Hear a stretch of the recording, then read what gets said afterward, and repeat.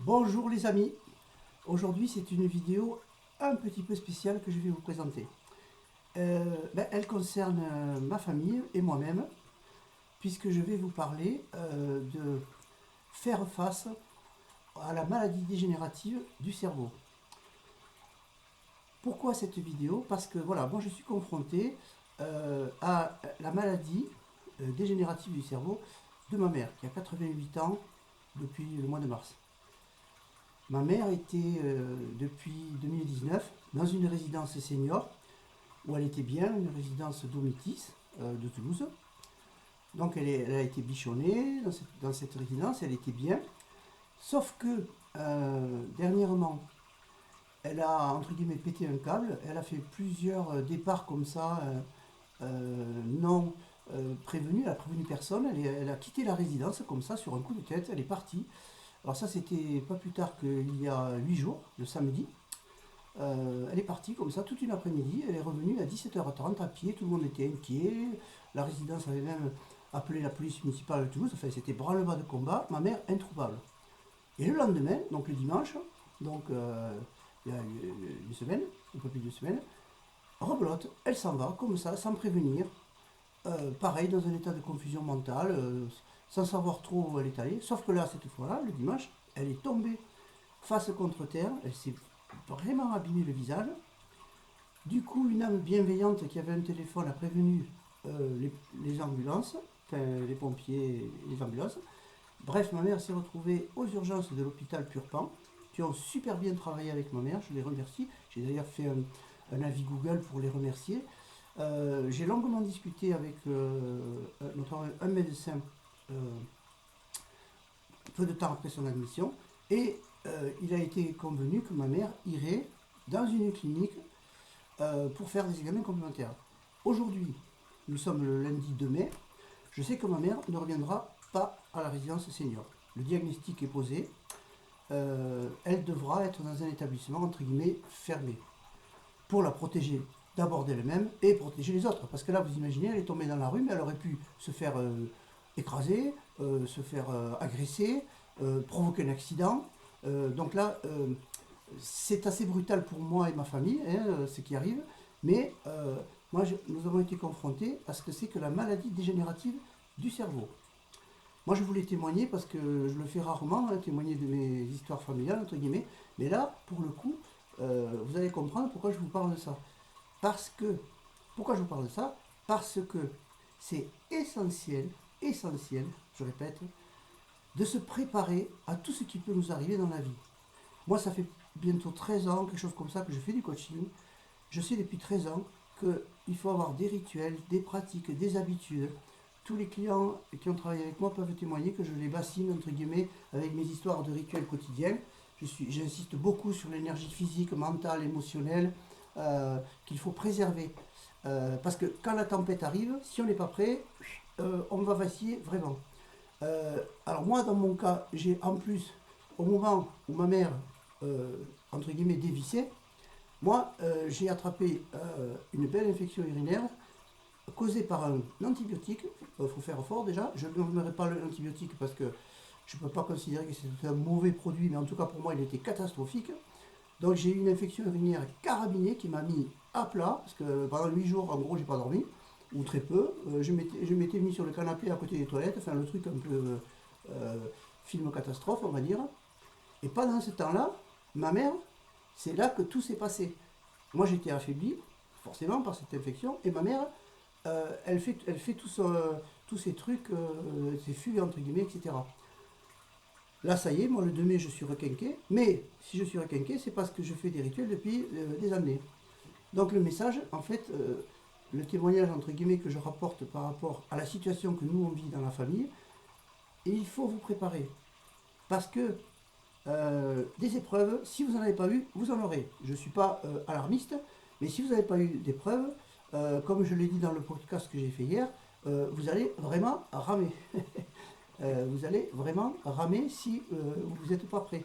Parce que si ça vous tombe dessus, que vous n'avez pas l'assise mentale, physique et psychologique, vous allez morfler, vous allez trinquer. Enfin, c'est des mots comme ça que je pourrais employer. Parce que vous serez vous allez être écroulé, quoi. Si vous êtes habitué au bonheur absolu, enfin, jamais de problème, mieux vaut se préparer. Alors, les rituels, c'est pas juste pour se préparer aux catastrophes, on est d'accord, hein, c'est pas ce que je suis en train de dire non plus. Je dis simplement que si vous voulez faire face à tout ce qui arrive, le bien comme le mal, eh bien, vous avez intérêt à bien vous préparer. Et les rituels, c'est pas une fois par mois, c'est une fois tous les jours. C'est pas pareil. Après, vous avez carte blanche, je ne vais pas vous dire faites ci, faites ça. Du moment que vous travaillez sur l'énergie physique, mentale, émotionnelle, au moins sur ces trois-là, c'est pas mal. Alors, l'énergie physique, ça suppose aussi que vous faites du sport. Bon, on va pas rentrer trop dans les détails dans cette vidéo-là, mais ceux qui font pas de sport, c'est mal barré, entre guillemets, parce que moi, je connais pas des gens en forme qui font jamais de sport. Ou alors ils sont miraculeusement nés avec un patrimoine génétique absolument génial, mais franchement, ça me paraît un peu improbable. Le sport, les coachs vous le diront tous les coachs vous le diront, hein, le sport c'est la santé. Hein, je vous rappelle le proverbe latin, mens sana incorpore sano, une âme saine dans un corps sain. C'est pas fait pour les chiens, elle est toujours valable cette citation. Hein. Donc un corps sain dans un corps sain et un esprit sain, ça va ensemble. D'accord. Donc c'est très très important. C'est pour ça que je voulais insister, entre guillemets, profiter de cet événement qui est vraiment lourdingue, qui est vraiment compliqué, parce que là maintenant, moi j'en suis au stade à chercher sur Toulouse et banlieues, etc., une EHPAD, hein, voilà, pour dire les choses. Je pensais, j'espérais en tout cas éviter, ma famille aussi, on espérait éviter ça pour ma mère, manque de chance pour elle, pour nous aussi certainement, mais pour elle d'abord, elle va se retrouver dans un établissement fermé, elle ne pourra plus en sortir librement comme elle faisait. Sauf que dernièrement, on s'est aperçu qu'elle allait acheter 3 fois du café dans la journée, de la lessive, enfin, elle a de la lessive pour 2 ans. Enfin, on a vu qu'effectivement, il y avait une dérive ces derniers temps. Il est clair que le Covid en a remis une couche, ça c'est clair, parce que ma mère a été contaminée l'an dernier, elle était très fatiguée depuis, euh, ça j'avais remarqué, mais c'est surtout le cognitif qui a lâché encore plus, on va dire. Donc voilà, donc là aujourd'hui on est vraiment directement confronté à ce qu'on appelle les fameuses maladies dégénératives du cerveau. Alors vous avez tout là-dedans, démence, Alzheimer, etc. etc. Euh, voilà.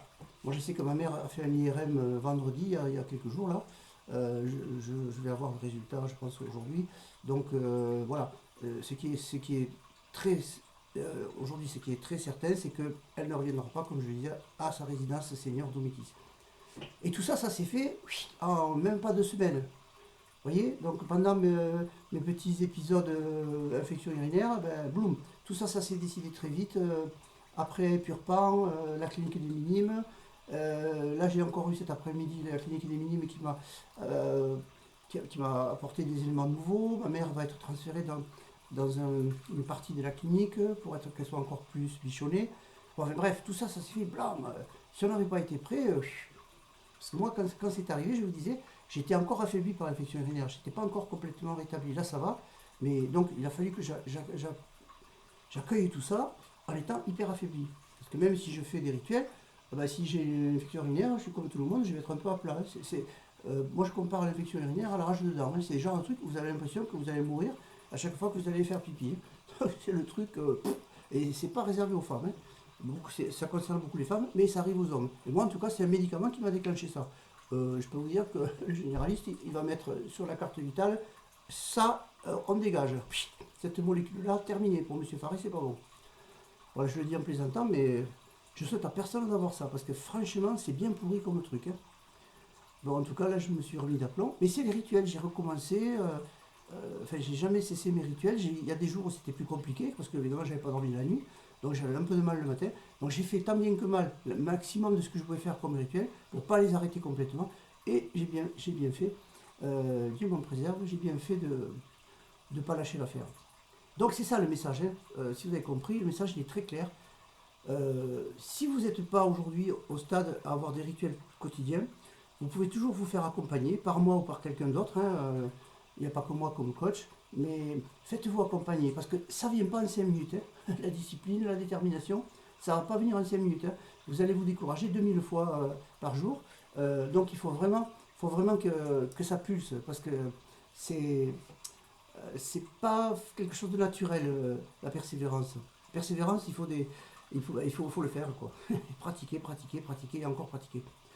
Moi, aujourd'hui, je fais environ 2 séances elliptiques 90 minutes par semaine et 2 séjours au lac de l'Union, par le nez chez moi, de 2 heures chaque fois, donc ça fait 4 heures semaine, de marche nordique. Moi, c'est mon régime, entre guillemets, mon régime sportif de la semaine, plus tous mes rituels du matin. Ça, c'est en plus.